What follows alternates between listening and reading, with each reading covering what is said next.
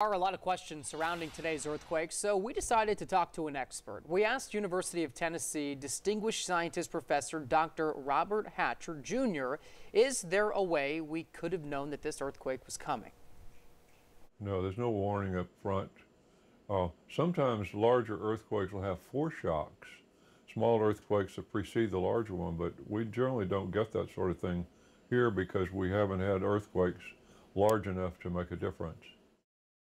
And the eastern Tennessee seismic zone has experienced several small earthquakes over the years, but we wanted to know if there could be a major earthquake here in East Tennessee. Our research has shown that there have been magnitude 7 or larger earthquakes here in East Tennessee in the prehistoric past, so we don't know, we can't predict them. And Dr. Hatcher says that research shows that 7.0 earthquake happened before Europeans settled in North America, and it could be thousands of years before.